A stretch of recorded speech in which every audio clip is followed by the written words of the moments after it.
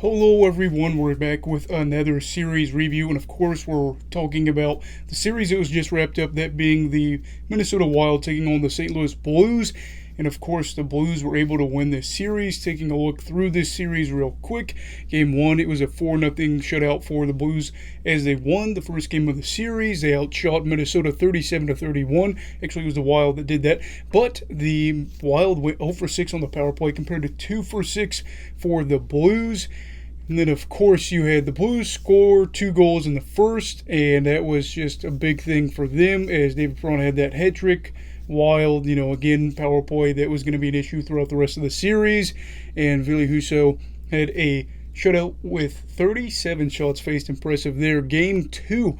Minnesota won 6-2 pretty convincingly, and then of course they were outshot by the Blues 34-28. Didn't matter though. They were 2 for 3 on the power play, one of the few games they were able to score on it.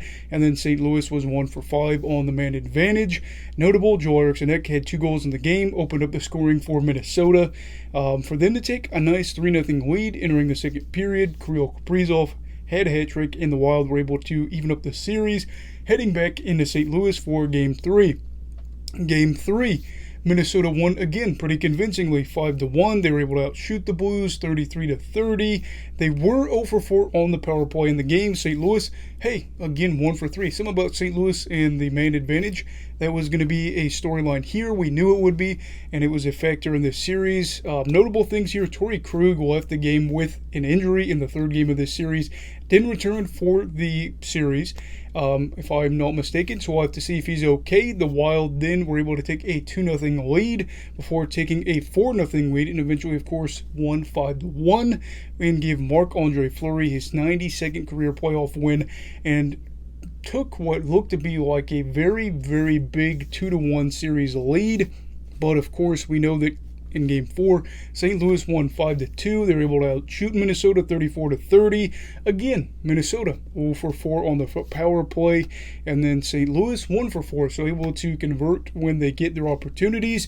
And it's notable here, Craig Berube for this game, and it switched to Jordan Binnington in net, who had his first postseason win since Game 7 of the Stanley Cup Finals, yes, where they beat the Boston Bruins. And Perron, Kyrou each scored 2 goals apiece, with O'Reilly getting the goal to tie the series up. And that was just a very big game for them, because they were able to send it on over into Minnesota and not be on the brink of elimination. But instead, here again, the Blues won 5-2, and the shots were tied 32-32. Minnesota here, shocking, they lost because they were able to score on the power play, 2 for 2 actually, whereas the Blues for 1 for 2. But Ryan O'Reilly scored a power play goal to give the Blues a 1-0 lead before Minnesota took a 2-1 lead. And to the first intermission, then Berube's boys scored 4 unanswered goals, with 3 of those coming from Vladimir Tarasenko for the hat trick, and a big 3-2 series lead heading back to Enterprise Center with a chance to punch their ticket to the second round. Game 6, which just happened, it was a 5-1 St. Louis series win for the team. They were able to, I believe, outshoot Minnesota. Minnesota, again, 0 for 5 on the power play. St. Louis, 2 for 6.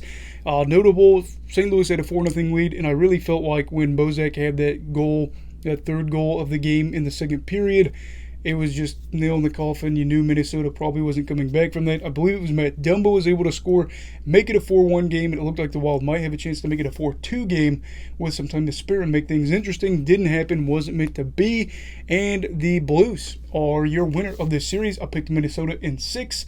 Felt like they really had a lot of opportunities here, but of course they ended up going 4 for 23 on the man advantage, which is a big reason why, not the only reason why, but a big reason why they lost. Some of those games, you go 0 for 5 and you aren't able to capitalize on it, that hurts you. And then, of course, the Blues were able to capitalize on the man advantage. For Minnesota, they are headed home after another first round exit yet again, and they haven't won a series since 2015. Feels like a lifetime. They've got a good foundation, though. I really do believe that, but still, a lot of work to do before they are going able to be a contender potentially. I don't know if they'll be a contender, but I do think they're headed in the right direction. They just are going to have to change some things around. As for the Blues, they are headed to the second round for the first time since they won the Stanley Cup. So, will they do it again? Tough to say. I believe they have a date with destiny against the Colorado Avalanche, so that's going to be tough. But if you're able to get past them, you're probably able to get past anybody, theoretically, and we'll have to see what goes there. What were your thoughts from this series? Let me know down below. Are you happy? Are you angry? Are you a Blues fan? Are you a Wild fan? Let me know. Don't forget to like this video if you enjoyed it, and subscribe to my channel if you are new. Everybody, stay safe, have a great night, and you go love hockey, alright? Goodbye, Brigadiers and Brigadettes. This is your captain signing off. Have a great night.